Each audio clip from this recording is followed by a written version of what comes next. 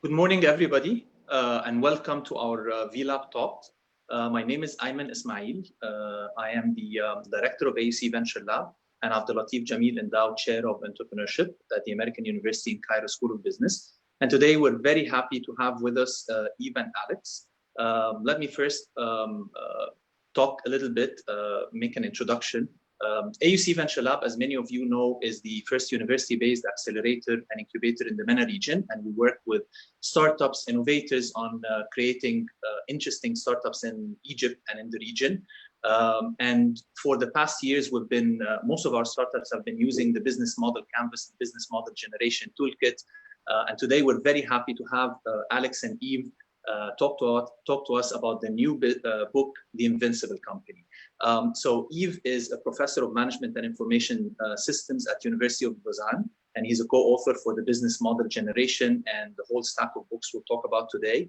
And Alex Osterwalder is the lead author of business model generation, and together they are the founders of Strategizer, one of the firms that work with innovators all over the world on introducing those ideas. Our audience today is a very interesting group of entrepreneurs, aspiring entrepreneurs, business leaders, and also some students from Egypt and the MENA region. And we're very happy that they would actually get a first-hand idea of some of the new concepts that you guys are coming up with. First, before we start, I wanted to thank a couple of people who were instrumental in making this happen. Hani Naguib, who's our master trainer, who's actually one of the people who has worked and introduced some of your ideas, even Alex in Egypt and in VLab, and also Noor, who's been, Noor Ibrahim, who's been really the force behind and putting this fantastic session together. Let me just to set up the context and put things in perspective. Yves, if you can tell us a little bit about your journey in building this, the business model and the ideas behind it. I know that you both have known each other for a long time as a professor and student, and then as partners, and then as masterminds behind the stack. We'd love to hear the story from you, Yves. Okay, we started to work with Alex, I think, more than 20 years ago. He was a PhD student in the University of Lausanne, and we started to work with this idea to come with a common language for defining a business model. At that time, it was a little bit scientific, so we call this business model ontology. And then we transformed this ontology in something more visual, more practical, and it became the business model canvas, I think in 2006 or 8. And then we started to write the first book together in 2000. We started in 2008, and we published the book in 2009, The Business Model Generation. And since that time, Alex created a Strategizer, and we stay in contact, and we continue to produce ID and to generate contents together. And so we had value proposition design and know the Invincible Company. And so also we produce the material for training people. And Alex, I will continue presenting more specifically Strategizer. Wonderful. And Alex, you did not just come up with a book. You came up with a stack of very practical tools that took some of the interesting academic ideas that you talk about into actually practical work, the very applicable tools for our entrepreneurs. So first you had the business model generation, then the value proposition design, then testing business ideas about validation, and now the Invincible Company. And I know that you also have a couple of things coming down the road. If you can tell us a little bit about how do you think about the whole stack, not just as a book, but a stack of tools, and then I'll leave it to you to tell us about the new innovation that you're bringing today. Yeah, so, you know, before we write a new book together with Yves, and we always have a team around us helping with creating this, we always ask, does the world need another business book? And the answer should normally be no, because there are thousands of books out there, and actually there overall now there's close to 1 million business books. So the question is, should we really write another one? And sometimes we arrogantly think yes, and we only actually write a new book when we see a challenge that we don't think has been solved well enough. So we first create a tool around that, and then we launch the content. Actually, first test this in the field, and then we launch the content. So our goal is always to tackle the next problem or challenge until entrepreneurs and innovators in established companies really get world-class at innovation. Because I think there's still a journey. The stack is getting better. People are getting better. We're learning how to teach this. Now it's not just, magic or the creative genius. I really think everybody can get better at this. Of course, like in tennis, we have Roger Federer, we have Rafa Nadal, and then we have the rest of the world. So the same is in innovation and entrepreneurship. Not everybody will become a Steve Jobs, obviously, or an Elon Musk, and probably you don't want to be because they were, geniuses, but at the same time, kind of difficult to work with. But you can get better, and some will then stand out. So what we really try to do is toolify this whole world of entrepreneurship and innovation so people can really get better at it and companies could get better at it. And I will actually take this as a segue maybe into the content for the new book. I'll just try to share my slides. I'll start out and then Yves will take over in a bit. Oops, there you go. Trying to do two things at a time. Can we now maybe see my slides? Is that working out? We can see your slides. That's wonderful. Okay, here we go. So you can see one thing that's important is testing, and I just ruined my setup, so I'm gonna go back, share again. Trying out something new. You should never fear experimentation. It's actually the biggest skill of innovators, is to constantly innovate. And of course, that is exactly what didn't work now. And that's exactly what you're doing on PowerPoint right Okay, here we go. So, the book we created is called The Invincible Company, and no company can be invincible, but what you can do is constantly reinvent yourself. And actually, as a startup, sometimes you have to reinvent yourself within days because it turns out, you don't have a market. So we can also call it the resilient company to really make the connection with today. We believe that companies that are good at exploring, they're much more resilient to disruption, in particular, disruption in a general way in technology, market, and so, but now a very kind of atomic bomb type scenario with COVID-19 disrupting everybody. So obviously nobody prepares for that, but you have to be prepared for more general disruption. So as I said before, we kind of try to create new books and tools when we see a challenge. So this book actually started in 2017. And everything we do kind of looks like this first, before it becomes very clear, before it becomes a real tool. It's even myself sketching out things, really sketches like this. And this is one of the topics I'm going to zoom into afterwards, which is business model patterns. So we see that companies, startups and established companies are not so good at innovating the business model. They're extremely good at product innovation, better pricing, better services, but not that good at business models. So this is the kind of stuff we did first kind of in theory, then we test it, and then we package it in a book to kind of bring it to the world. And this is the wall actually behind me. This is what we call the book wall. We make very visual and practical books. So this is how it looks like before it becomes a book. So now to the content. I'm not going to talk about everything we show. Yves and I are just going to zoom into parts of it.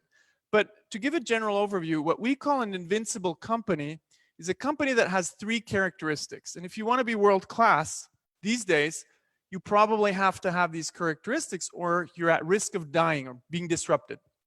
First one is you have to constantly reinvent yourself. You can't be happy with one success because it's very likely that your business model is going to die and you might go out of business. So while you're successful, you already have to reinvent yourself.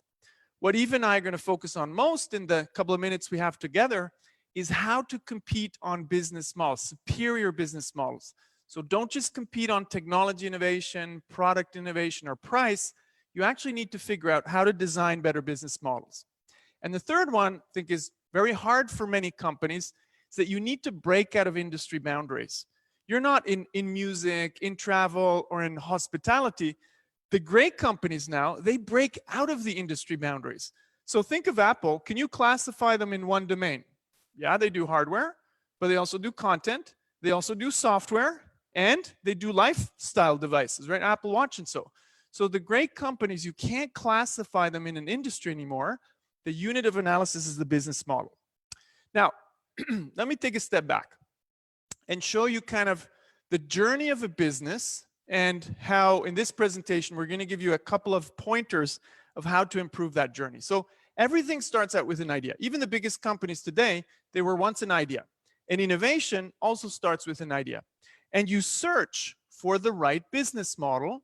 But once you've found it, actually you don't search anymore. You scale and grow, and you try to continuously improve your business model. These are two very different worlds. The first world is pretty messy. You don't know what's going to work. You're inventing something, so you don't really know what's going to work. The second part of the journey is more about improving, refining. That is one that is more about management. Now, in the first part of the journey, you need to focus on two things: designing great business models, not just making products, and then in particular testing. And we're going to look at this and this today, okay, together. So I'm going to just quickly do a quick reminder of the business model canvas, our first tool in the very first book, for some of you who don't know that, because we're going to use it in a couple of exercises. So this is a simple way to sketch out any business model. Starts with the value proposition for your customer segments. How are you going to reach them, through which channels, and the customer relationship you establish, okay? Value proposition for customers, how you reach them, and then the relationship you establish, okay? That's number one. So this is what we call front stage. Then we have the backstage, everything you need to have to create and deliver that value proposition. That means key activities, right? Key resources, and often you work with partners because you don't want to do everything yourself. We call this backstage. Like in a theater, this happens behind the curtain, but you need it to put on a show. And then the last one is all around your profit engine, okay? What are the revenues that allow you to capture value, and the costs from the backstage? And at the end of the day, this allows you to describe a business model. But when we put that out there, we saw that people were just using this as a checklist and not really to design invincible companies, companies with superior business models. So that's what we're going to talk about a little bit. And that's only one chapter, or two chapters if you want, from this book, which has a lot of pieces. And we're going to focus on this. Better business models when you invent something, better business models when you improve a business idea, okay? All of the rest you can actually find online, or to get a taster and then go buy the book, or join next week our virtual masterclass. So the agenda for today, I'm going to talk a bit about invent patterns. Yves is going to talk about shift patterns, moving from an old business model to a new one. And then I'll close with a little bit of insights on how to test business ideas, okay? So this is, we could call this a good stack to go from idea to business. So let's start with invent patterns. And I'll do an exercise in a bit so we make it a little bit interactive. So we call patterns repeatable configurations of different business model building blocks. And this is just a part of your business model, but you can use it as an inspiration for your business to either improve your idea or improve the business you have, okay? So where does that happen? That happens in this phase where while you're searching for a business model that can work, you can get inspiration to create better business models. So you don't just compete on product, service, and price.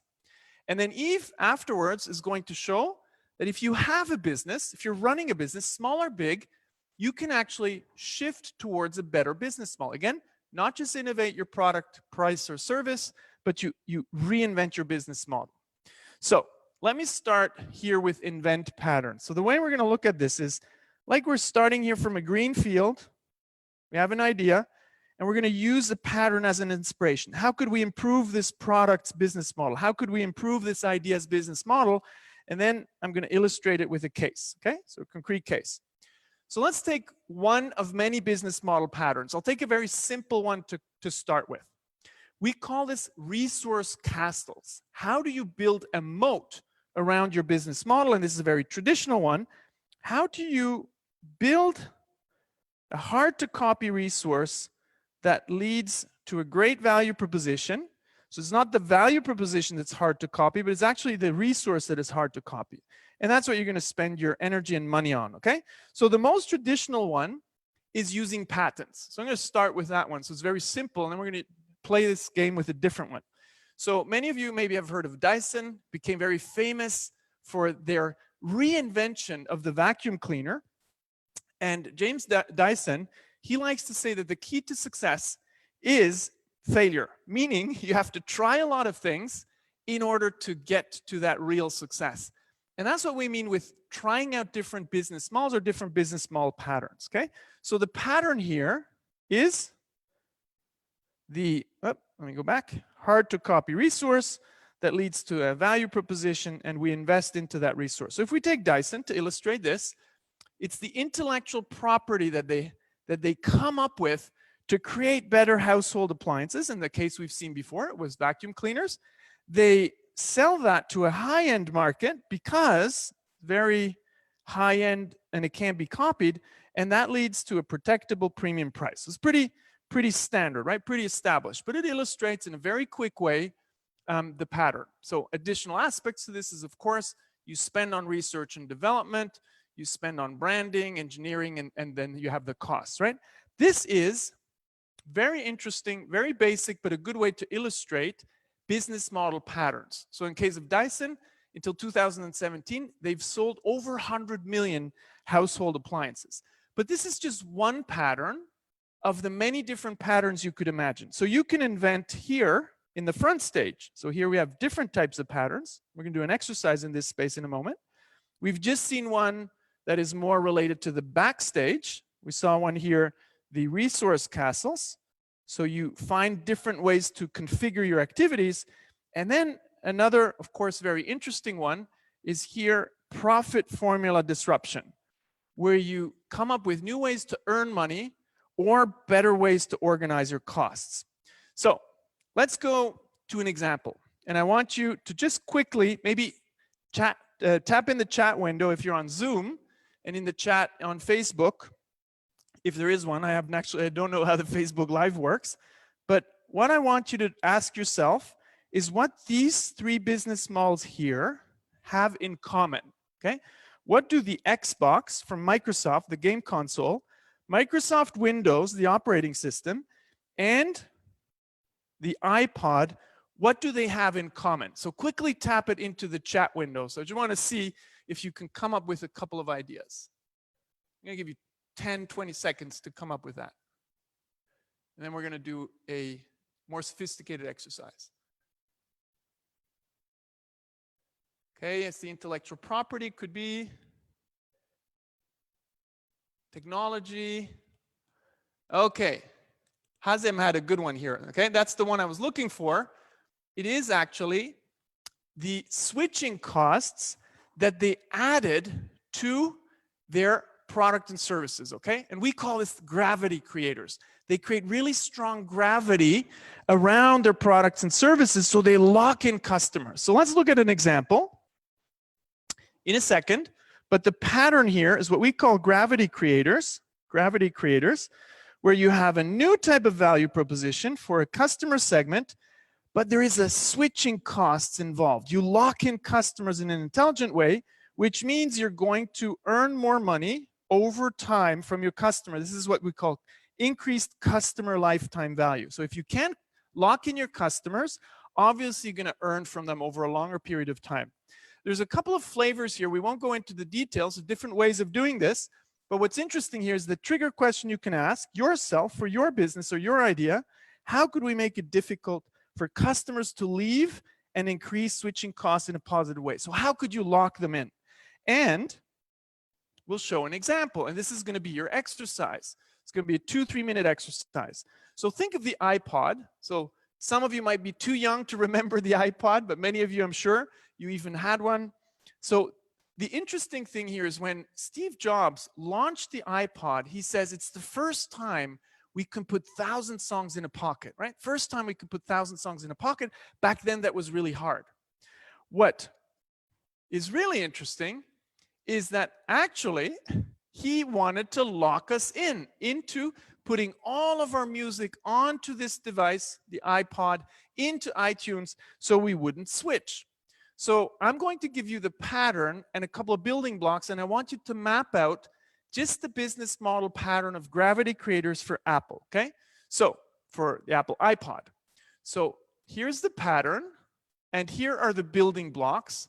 And what I'd like you to do is to write down on a piece of paper first, okay, write down the full sequence of letters that correspond or match the numbers on the right-hand side.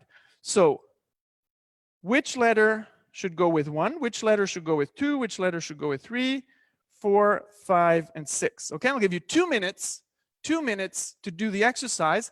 Once you wrote down the full sequence on paper, you can post it into the chat window, okay? And we'll only continue once we have somebody who got it right. Let's go. 2 minutes.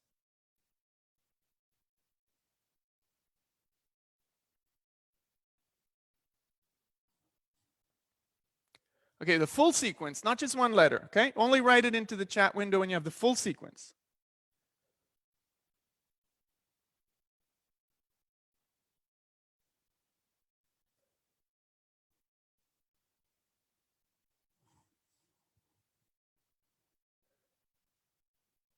Okay, Victor is the first who comes up with the sequence.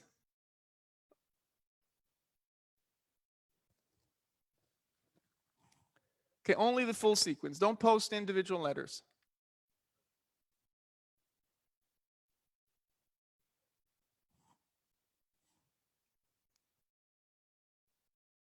Okay, Abdul Rahman the second, post the full sequence. Okay, now a couple of you, I'll give you another minute. Good to see you, honey.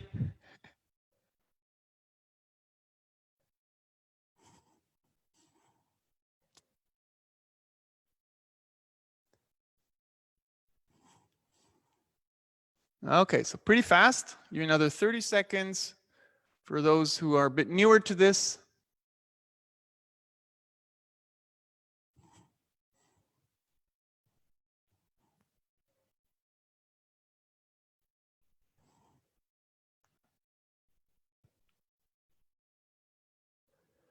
Okay, so let's see who got it right.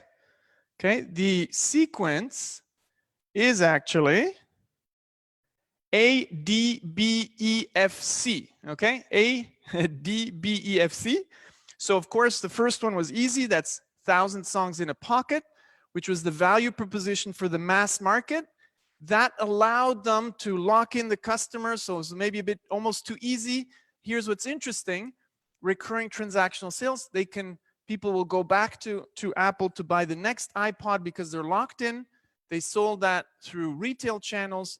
And of course, there was some technology innovation there and some proprietary technology. But what's most interesting in this case is actually the switching cost. Okay, so it's a very simple, quick illustration to look at another pattern. So now you've seen 2 patterns, but we have actually many. So if we look at this one, go back to Gravity Creators, we designed a series of assessment questions. For each pattern, you can ask yourself, how well are you performing? Okay, so how easy or difficult is it for your customers to leave or switch to another company? If they can leave today or tomorrow, you're probably scoring really bad.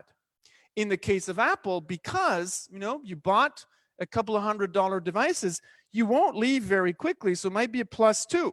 Or if you have a 5 to 10 year contract in business to business, it will be a +3. So you want your business model to perform really well on this particular question.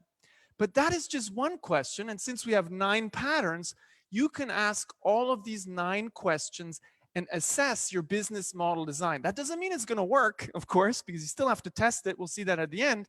But you will have a better design. And remember, we didn't work on product or technology innovation alone here. We worked on the business model, okay? So very quick illustration, Citizen M. So we'll go through all of the assessment questions. Some of you might have heard of Citizen M.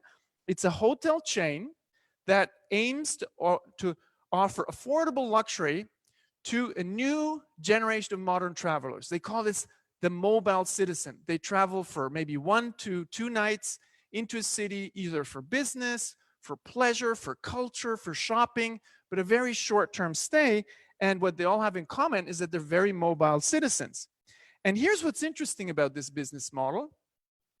They have a room factory where they prefabricate very standardized rooms, and then they build them together into a hotel. So that's pretty revolutionary. Okay, so the front stage, we could say, is pretty traditional.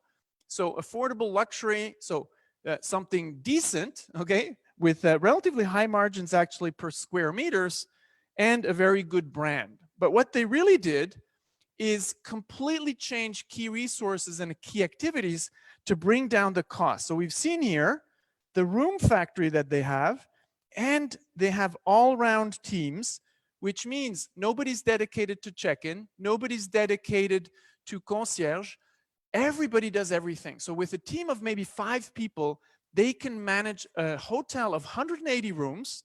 But here's the trick. It doesn't feel cheap because these people have only one task, which is to make the customer happy. So they get extremely high service ratings. Okay. So if you look at the rest of the business model, it's really streamlined teams, prefabricated rooms, which leads to lower costs. Okay. So they focus on everything that customers want, but only those things that actually can be done at a low cost. Okay.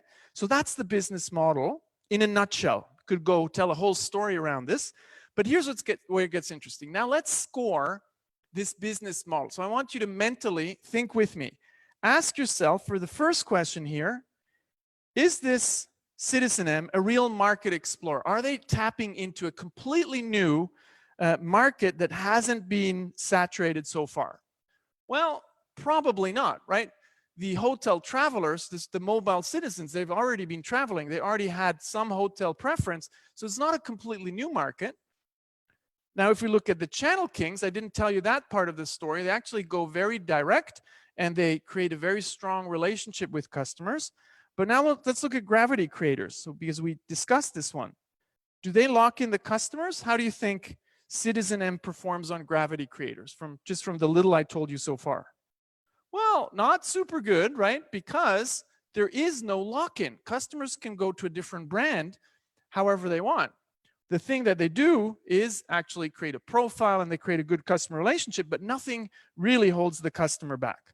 Now, let's look at the next piece here, where we look at the backstage. Ask yourself, is this really a resource castle like we've seen before, like Dyson? Is this a resource castle? Well, it kind of gets interesting because they have a different way of doing things, but where it's really interesting here is activity differentiators, because they prefabricate the rooms and they reconfigure the teams.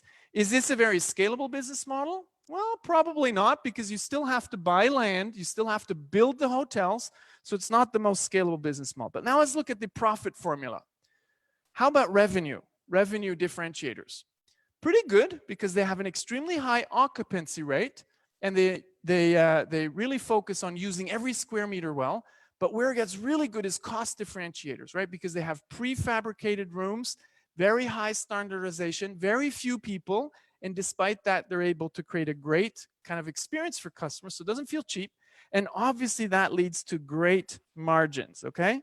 So this is what we call typically a margin master. And that was a little bit of an illustration for invent patterns. And with that, I will hand over to Yves to talk about shift patterns, how you can improve existing business models.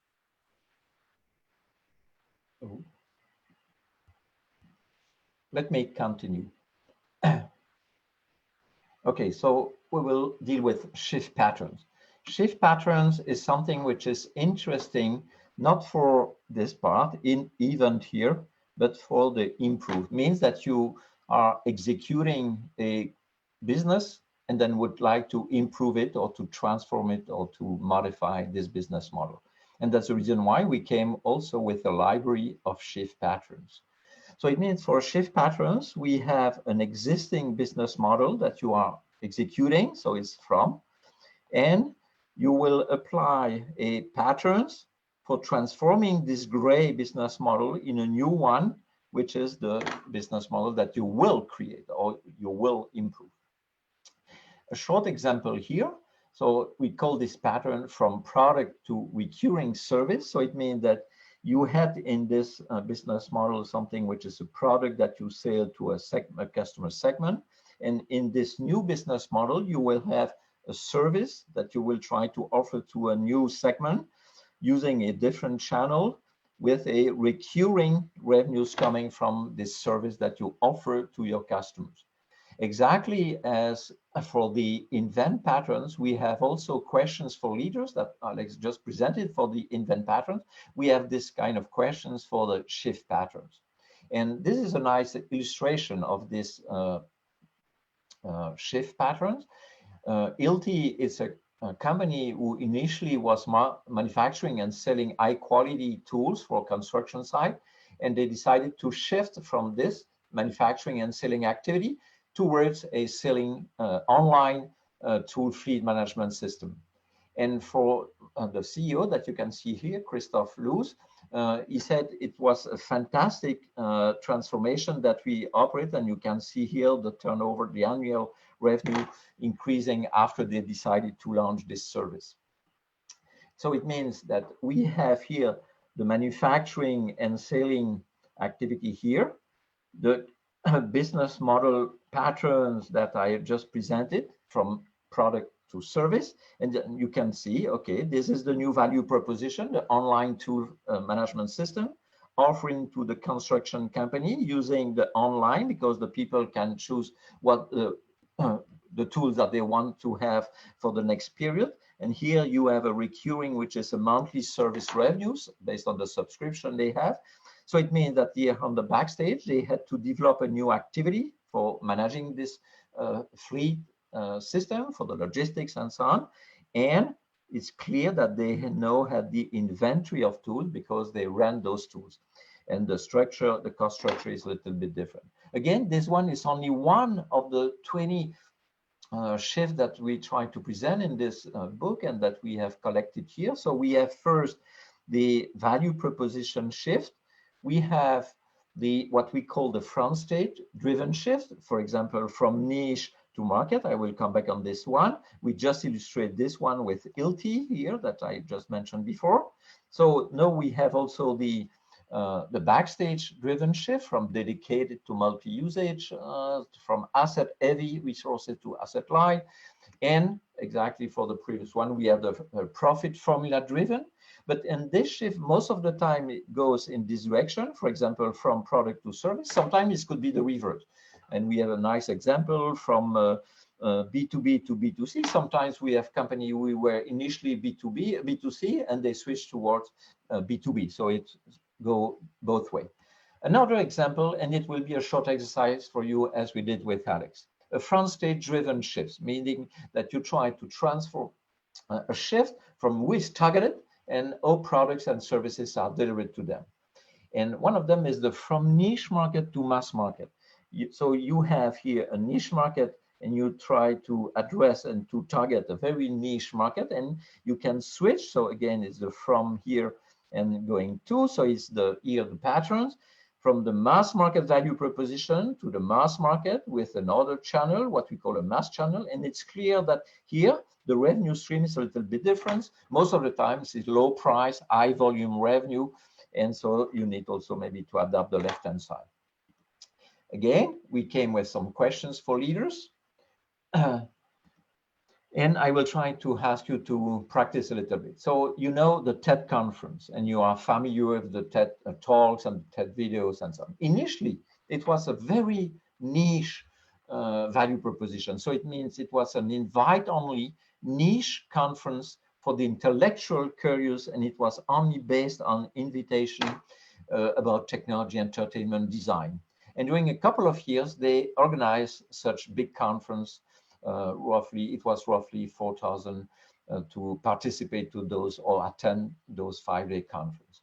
And in 2003, Bruno Giussani, which is a friend of us living also here in Lausanne, was the global curator for the TED conferences. And he became also the European director of TED. And with his colleagues, they decided in 2006 to switch from the conferences to the streaming video and to have both if you want. So first the conference to keep the old business model, but creating a completely new business model for the streaming video. And we will try to illustrate it. So here you have the niche market. And here on the yellow one, you remember the pattern that I briefly presented. Okay. So I will ask you, exactly as Alex, we did it with the numbers and the letters, to how they change, Bruno and his colleagues, how they change the TED business model to adapt to the video streaming. So here you have the business model, the gray one, if you want, the original one, the front. And then you have a couple of sticky notes here on the left-hand side. And I will ask you exactly as you did it in the previous exercise to write on just 7 letters corresponding to the numbers that you can see on the right-hand side. The first one is clear, is the TED Talks, is the value proposition they decided to offer to somebody. So you will have now a couple of minutes, maybe 2 minutes, to come with the different letters. So I will just ask you to come with the 7 letters written in the chat, just to be able to see what happens here.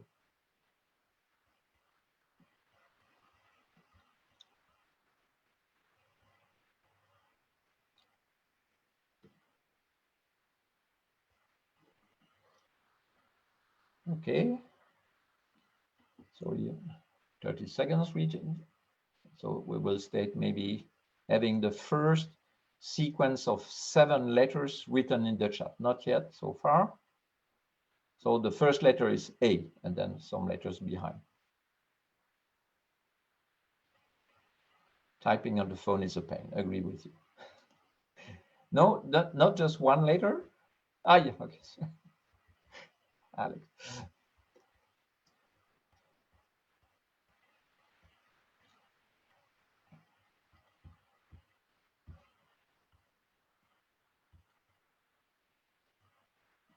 Okay, so it's okay. A, B, C, D, E, F, G, 1, 6, 3, 2. Okay, good, good.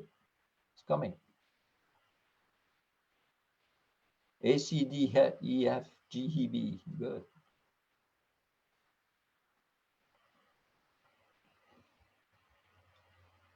You can write before to. You can write on a piece of paper before putting in the chat room. E, C, F, B. Okay, so I think we can stop here. So the first thing is, okay, the global audience is yourself, because I'm sure that you attended some of the TED Talks. The channel for reaching is not the invite-only conference, it's the website and maybe YouTube and some different places where you can find those talks. The revenue is, it's a free streaming. So the revenue stream is for free. And this, we will see the impact a little bit later. So 2 activities that they had to create. One, they have to create because they never produced those videos. So they had to create a new activity to be able to produce those talks. And the second one was they had to go from a niche marketing to a mass marketing because large audience to be reached. And finally, that also to acquire and to build a new resource, which is the website, the app infrastructure, to be able to support this one and those video for reaching the audience. Okay, so with this one, they reach, they have roughly 3,000 talks online, and those talks have been watched 14 billion times in 2018. So it means that because of this global audience, that a large audience which became a resource for them, and it was possible for them to increase the fees for the conference going from 4,000 to 10,000 to more. So it means that those 2 business models, the old one with the conference and the new one with the talks, were able to generate roughly 60 million annual revenue. And you can see here the increase of the fees for those conferences. And I will just finish with another topic if you want. We can also merge those shifts and to have what we call the multiple shift patterns. And I will try to illustrate it very briefly with Ørsted. It is a Danish company, initially in the oil, gas, coal mining activity and drilling activity. And they switched completely from this oil activity towards a green energy. And you can see here is CEO, Henrik Poulsen. They wanted to participate to this transformation of the world's energy systems from fossil fuels to renewable energy, and to protect the planet for the future. So it was part of their strategy. And so we can see what kind of shift, if you want, they apply. The first one is what we call the from dedicated to multi-usage resources. So it means based on the offshore know-how they acquired in drilling, they were able to switch this one to be able to construct the wind farms in the North Sea. The second is the from low tech to high tech. So they were, and when I say low tech, if you want, is traditional technology for oil and gas and drilling, and they use these things to create a new value proposition completely built on the renewable energy with the wind farms. And finally, you can see also in this transformation from the old model to the new one, they have also this idea to switch from the volatile transactional revenue towards a recurring revenue. And you can see based on fixed pricing, so based on the subscription to acquire the electricity for companies or for individuals. And now Alex will continue with this one. They were able to reduce from 80% the CO2 consumption from 20 tons to 4. So it was a great move for them. So the objective that they had was acquire, and we just illustrated very quickly those three shifts that they applied to go from this old business model to the new one. And Alex will continue. I will just stop sharing here. Okay, good. Okay, so I think we can see my slides, right, on testing business ideas.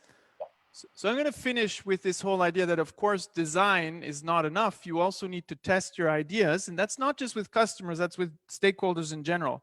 But the process that we've seen is this one from idea to business. Now, let's break this process down into the different steps. There are two aspects. One is business design. That's the one we've seen.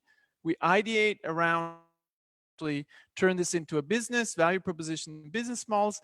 We make our prototypes, and that's not a physical one, that's a value proposition canvas and a business model canvas. And then we assess. Remember those questions that I used to score Citizen M? We assess if this is a good business model from a design point of view or not. And then we decide, are we happy? And if we're happy, and we shouldn't take too much time on thinking about this is more like a fantasy and a dream, we should go right out into the field and test. But here's what you need to do first to test. You need to hypothesize. You need to ask yourself, what are the most important things that need to be true for this idea to work? You take your big idea, you break it down into small pieces, and then you run the most appropriate experiment. Okay, and it's rarely building something. It's definitely not the first thing you need to do to test. And once you've done that experiment like a scientist, you will learn from it. And again, you will ask yourself, am I happy with the results? If yes, you go on and test. If no, you might have to go back to the drawing board and change your value proposition or business model, right? So what we've seen for the business design part, we need to improve our idea with the business model canvas and the value proposition canvas. But then, of course, make sure, so I'd like to quote Steve Blank here, the father of the lean startup movement, of this whole idea of testing business ideas. There's a very fine line between vision and hallucination. So we want to make sure that it's not a hallucination. Now, let me do one quick exercise here to show you that actually it's not that easy to find the right idea. So if you were a company or an investor, how many projects would you need to invest in? $100,000. How many projects would you need to invest $100,000 in order to create a big mega success? So $100 million or $1 billion business. So I'd like you to tap into the chat window, but only if you don't know the answer. Okay, some of you, I know you know the answer. So ask yourself, is it 10 projects that I would need to invest in? Is it 20? Is it 50? Is it 100? Ask yourself, how many projects would you need to invest in? Because many will fail. Ask yourself, how many do I need to invest in order to create a big success? And let's see if anybody finds the right one. So I'll give you 20 seconds or so. I'm just going to open the chat window here so I can see it as well.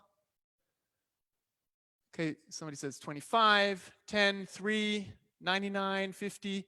Somebody says 10,000. Okay, that's an expensive investment. 10,000 times $100,000. That's a lot of money. Okay, 100. Okay, let me give you the answer. The answer is actually 250. Why is that? Because it's 250 because a big chunk will fail. 6 out of 10 investments will lose money. 3 out of 10 investments will make some money. So you can see on the bottom here, I have the return on invested capital. Here it's a loss. Here I make a little bit of money. Here a little bit more. Here it's getting interesting. But there's only 1 here out of 250 or 4 out of 1,000 that really become a success. What does that mean? It's okay that many startups fail because that's how the system works. But if you're in an established company, you need to invest in several ideas for this to work. However, even if you can't eliminate failure, we can reduce it, and we do this by testing. So let's look at this. The first one is to ask yourself what needs to be true for your idea to work. So if you sketched out your business model and you ask that question, that gives you all of the hypotheses. Do customers have this job pain or gain? Do they like this value proposition? Can we actually scale the technology? How much is this going to cost? This is going to cost just enough, but we can earn more from it, the pricing. Okay, those are the hypotheses. You pick the important ones and you start to experiment. And this is the book we just launched before this one last fall. We wrote a book on this. Again, you know, we arrogantly thought, oh, the world needs another business book. But here's what we did. We said there's not enough sophistication when it comes to testing. So we created a library of 2 types of experiments. Early stage experiments to discover if your idea is interesting. So we have here exploration, data analysis, testing the discovery, prototypes that you can use, et cetera, et cetera. So a whole series of things you could do to start testing. And once you think you're on the right path, you need even stronger evidence. And you need to perform what we call validation exercises. So here you might actually want to start to build something. Interaction prototypes, landing pages, websites where you can maybe do a pre-sales, or entire kind of simulations where customers think this is real, but actually it's just a simulation, okay? This is what you do to provide evidence in order to figure out if an idea could work, okay? So we say, if you really want to be good at this, the first thing you need to actually accept is you have no clue if your idea is going to work. And you need to tell your investors, you need to tell your bosses if you're in a company. But what you do need to say is, we don't know if it's going to work, but we have a process to reduce risk. And that is by making experiments. First one here might be a discovery experiment where we just talk to people. And only here, we might build something, okay, an application or so. And then once we figured it out, we think, oh, this is good. That's when we start really scaling the company. And too many people start building early, or they start to scale prematurely. So don't invest in unproven ideas. Ideas are easy. What's hard is to actually test and then turn ideas that look great on paper into real value propositions that can create value for customers and business models that can scale. And only then do you start to execute and scale. Execution is probably the easiest part. Now, to do this, and this I'll just give you a quick glimpse to show you how this is already state of the art. We created a set of strategizer innovation metrics so you can actually measure the reduction of risk and uncertainty. Now, I'll go over it pretty quickly. It's going to be hard to follow. It just gives you a taste of how professional this domain of entrepreneurship and innovation is becoming. So first, we said hypothesis. We defined the hypothesis, which means we made the risk explicit. Then we pick an experiment. We ask ourselves, how much is that experiment going to cost? We run the experiment. We learn from it, and we start to get insights, okay? We get first evidence. And then we have to score how confident are we that that evidence is good. If it's just an interview, you should not trust it because it's just what people say.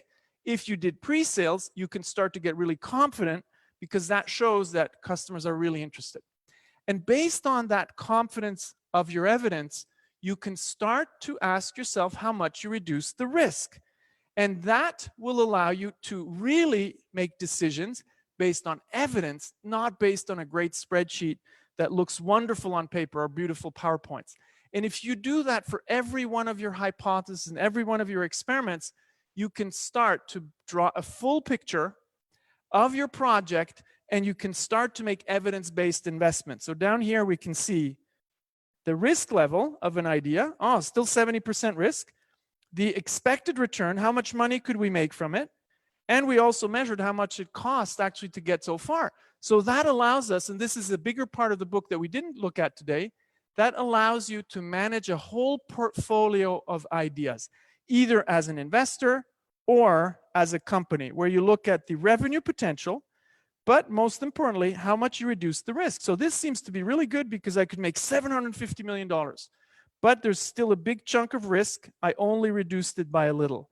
So maybe an idea over here where I reduce the risk much more is interesting to invest in.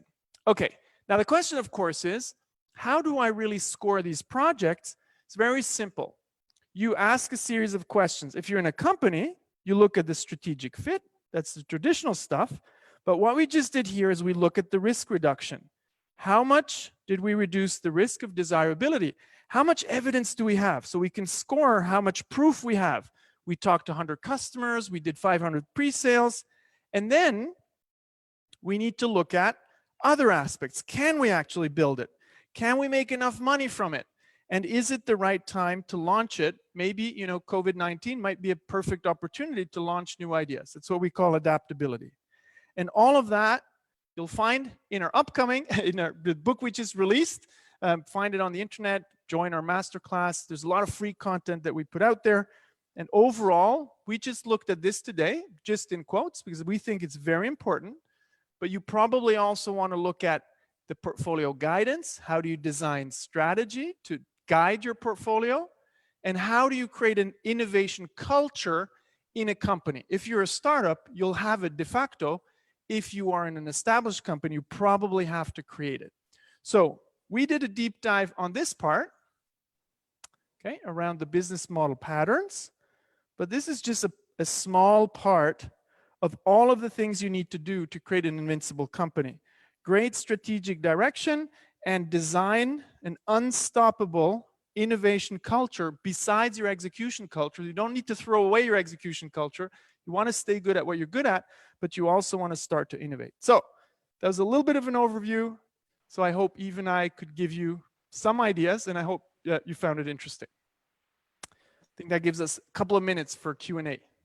Yes, thank you, Alex. And until we get some questions from some of the audience, let me actually ask you a question. Now, many of the entrepreneurs that we have are, and they're still validating their business model and trying to figure out actually how to make it happen, but then they got disrupted by all what's happening on the corona. So any thoughts or advice that you're seeing other successful entrepreneurs or startups do on how to rethink their business model, how to adapt the short term versus the long term? Do I pivot now, but I don't know what even the future or the new normal is going to look like? So any thoughts about this that you would want to share? Yeah, maybe two thoughts. And I think we're only at the beginning, so it's hard to say, which startups are going to make it, which ones are going to die. But Steve Blank has some really good blog posts on the topic. So just Google Steve Blank and COVID-19 or startup, and you'll see the very first thing you actually need to do is manage your cash, right? Sounds trivial, but you need to cut back as much as you can to extend your runway. How long can you live with that cash? That's the first thing. But then the second thing is don't stop pivoting into business models that could work in the near term, and don't stop testing. So sometimes people think, oh, I can't test anymore because I have to hurry. Well, if you stop testing, you're making high risk investments. So you don't want to stop testing. But what you do need to do first and foremost is manage your cash. And sometimes that does mean very hard decisions where you might have to let go of people. But here's one thing I would really like to emphasize. Do it in the most human way possible. Don't do it over a Zoom call or by chat. Airbnb had to let go of 25% of their staff, but they did it in a very decent way. There's a lot of counterexamples. So, you know, those are the two things I would focus on. Yves, what's your advice? Maybe one thing is, if your company is quite familiar with innovation, exploration, because of the business is not so old, so they had to pivot, they had to change. This way of doing could be good for the future because you have to transform. Maybe it's more drastic, so maybe it's a big effort, but I think for company who forget to deal with exploration, it could be a little bit more difficult for them because they have to change the culture and then to go and to be good in executing and then recovering, and also be good in trying to find some new ways of doing business.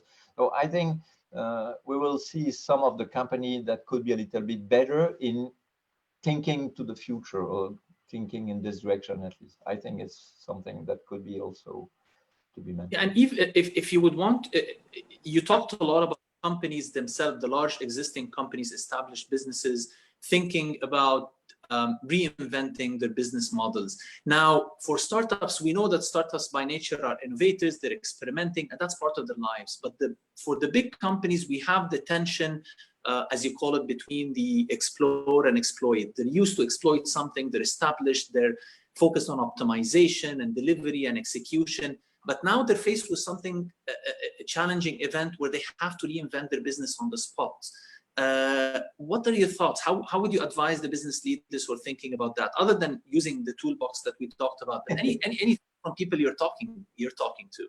Yeah, I would say I would start with, besides all of the very difficult effects of the coronavirus and what comes with it, and the economic kind of stress that comes with it, I'd also suggest really seeing it as an opportunity. This is probably the first time ever that every business has been disrupted. Very few in a positive way, right? If you're Zoom or if you're Netflix, this is a positive disruption because you have to scale much faster. But for most businesses, it's more of a negative disruption, so you have to explore. So I would suggest leaders embrace this and very quickly actually figure out how do you explore. The challenge is many leaders are comfortable with execution and management, which is important, but it's not good enough in a time of uncertainty. Management and execution is very good when there's relative stability. And that skill that many managers have is not good enough for exploration. So I would really suggest kind of put that management and execution mindset apart and figure out how do you now explore and test your ideas, your big pivots, before you actually start to scale. These are two different professions. Managing and exploring, entrepreneurship and innovation, those are two different professions. But you need to manage both in the company. So it's not in the same company, one or the other, it's one and the other. Exactly. Yeah, and if for those who don't have the exploration talent or part of the organization, because in pursuit of exploiting, they basically kind of trimmed that part of the organization. And many people have done that. How do they bring it on board very quickly and use it and make it part of the company, at least the thought process at the top level, before we get it to as part of the DNA on the longer term? But on the short term, what do I do? First, there is no recipe in management. Okay, so we need to be very prudent.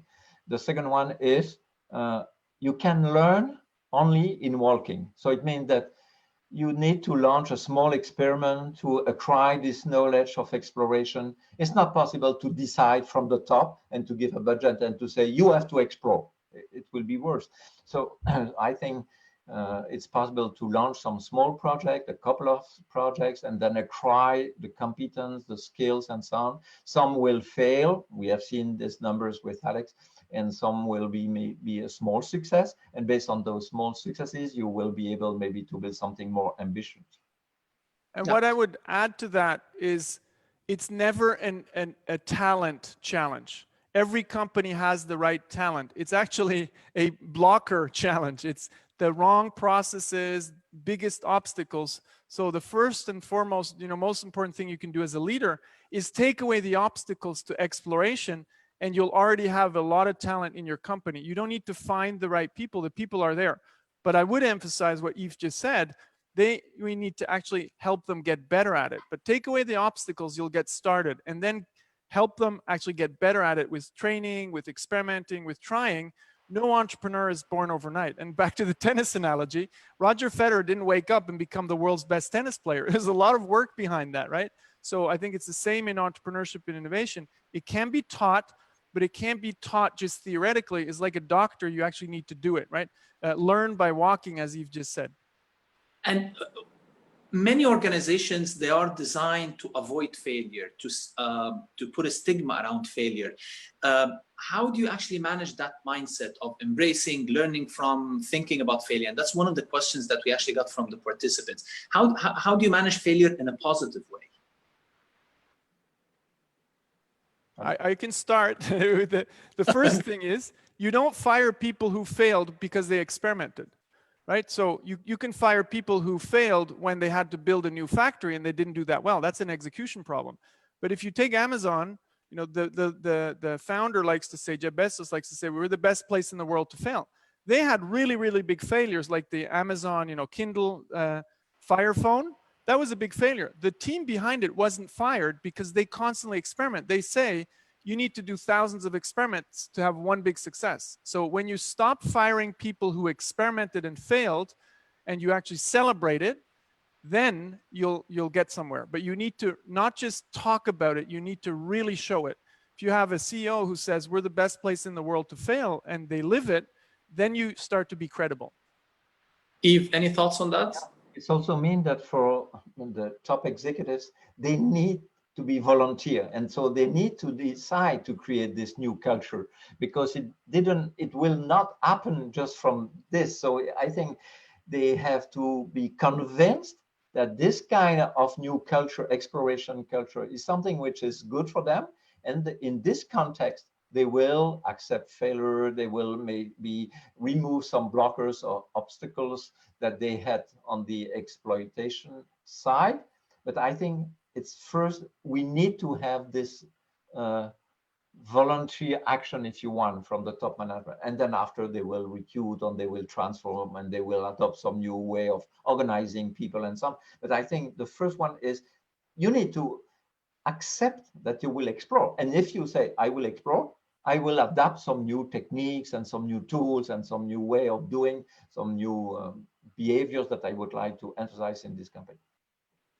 Alex, now we have many entrepreneurs on this call, and some of them have seen the business model canvas, but there's still, what you presented today is a lot more and a lot more detailed.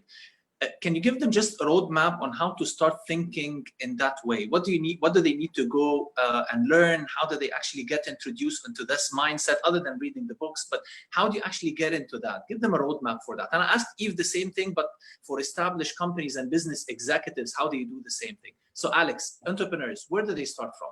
So I would just stop thinking just about technology innovation and stop thinking just about product and price. Start thinking, how do I design a better business model? It's as simple as that. You may have an innovative technology, but maybe not, right? It's really about two things. How do you create value for customers embedded in a defensible business model? Okay, and that's why you should really start asking yourself business models questions. I see too many entrepreneurs who fall in love with the technology and they don't realize that is actually sometimes very risky, because you'll get copied very quickly. So today, it's not enough to come up with a great technology. Maybe if you can defend it with patents, but I see a lot of venture capitalists saying, we actually don't care that much about patents anymore because they're hard to defend in some cases. In the software business, there's no place for patents.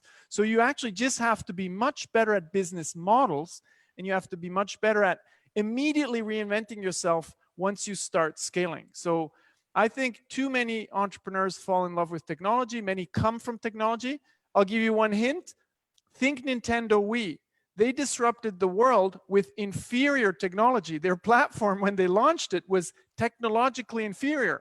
But they had this mindset of tapping into underserved market, casual gamers with motion control, and they created a very cheap cost structure. So they made a lot more money with a lot larger market with inferior technology. So my biggest advice is don't focus on technology and product. You need to get product right, but that's just a starting point. Really great entrepreneurs, they understand the value of the business model. Thank you, Alex. And Yves, for established businesses, business leaders, so how do they actually, what's the roadmap getting in? First, I think it's related to your previous question. They need to accept that they would like to investigate this exploration. So the culture issue is clearly something which is on their table. And so it means for us that first, we need to have the leadership support. Okay, so it means that they will decide to go. Second, maybe they had to change something in their organizational design. And so maybe they have to adapt a little bit their structure and so on. And finally, they need to acquire this innovation practice. So it means that they need to be able to use different tools that they initially use for management. We have seen with Alex that it's completely different. So the toolbox is different for entrepreneurs or intrapreneurs or innovators inside those companies. And so they have to acquire these skills. And the skill is not only tools such as business model, canvas, and so on, but also this idea of testing business idea. For most of the company, they don't know how to do it. So they have to acquire this knowledge, and they could acquire it by training and by practicing. And I think it's the three pillars of this transformation that they could apply: leadership support, organizational design, and tool or innovation practices, if you want. Wonderful. So as we come to conclusion, this has been really, really insightful. Thank you, Alex. Thank you, Yves. For the past decade, you guys managed to bring a lot of very complicated business knowledge into very accessible tools that everybody can use in their day-to-day life, designing better businesses, delivering better products and services. So this has been very insightful. For everybody, thank you for joining us. Go to strategizer.com. You're going to find a ton of content and useful tools. I wish you all successful pivots, adaptation for all the situations that we're going to. And on behalf of AUC Venture Lab, would like to thank you. And that concludes our webinar. Thanks, Alex. Thanks, Yves. Thanks for organizing and having us. Take care. Thank you.